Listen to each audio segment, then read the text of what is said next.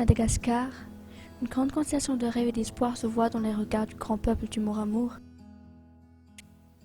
Madagascar a été colonisé par les Français après plusieurs tentatives d'annexion et qui fut réussie vers l'année 1860 quand l'armée française a assiégé le palais de la reine Rapan III à Mazagamiadan.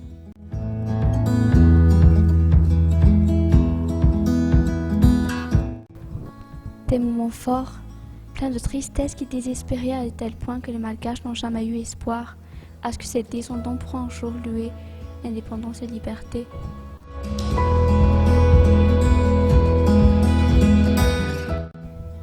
Le peuple malgache n'a jamais cessé de lutter pour l'indépendance, une indépendance qui a dû coûter corps et âme.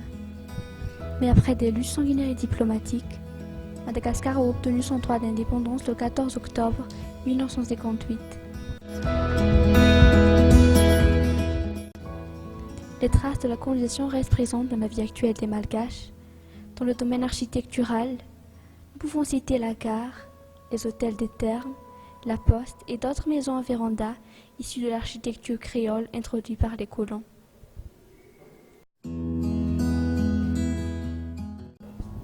Des répliques des grands bâtiments européens furent construites pour donner l'image française à Madagascar.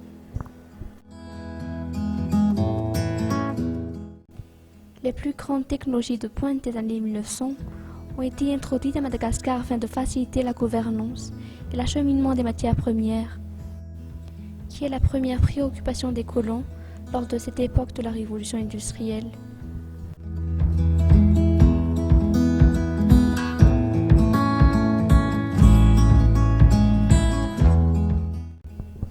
Une pauvreté favorisée par la dégradation des accès routières, dont les routes goudronnées ne couvrent qu'une vingtaine de pourcentage des voies terrestres, car la plupart des routes ont été construites pendant la période coloniale.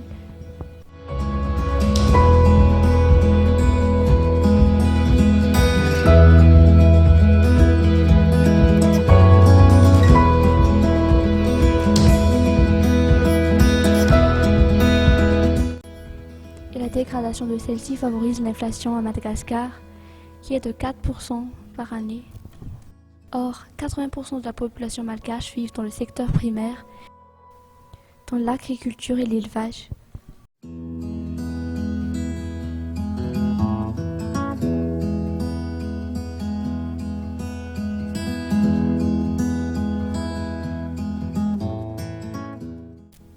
Le prix de leur labeur reste précaire. Ils gagnent moins d'1 € par jour et vivent dans le qui-vive.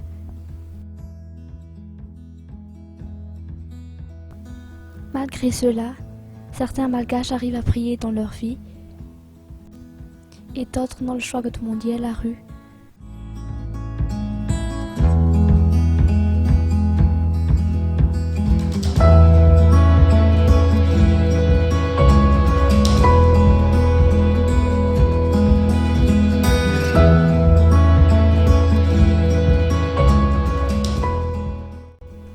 Shaki et Nadia font partie des gens qui font tout pour survivre et pour nourrir leur famille.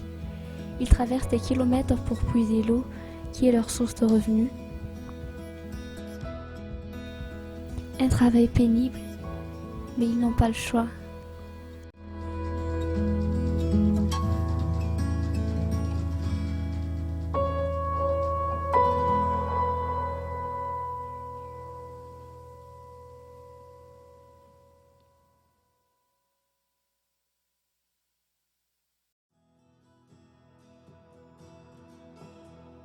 Mampifena satria anay zao maka rano midina maky aty isaka ny talata sy zoma, dia rano avalainy avy aty no ividianay sakafo, nefa le karama tsy ampy ividianay sakafo satria le sakafo vidiana miakatra.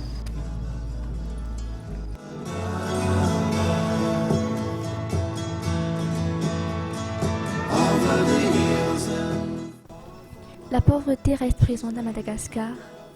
Serait-elle issue de la mauvaise gouvernance? Pourrons-nous avoir espoir un jour et développer le pays par nos propres moyens et profiter pleinement de nos richesses tant évoquées? d'exploiter nos talents et éliminer la pauvreté. Gardons espoir et construisons un futur favorable pour nos descendants.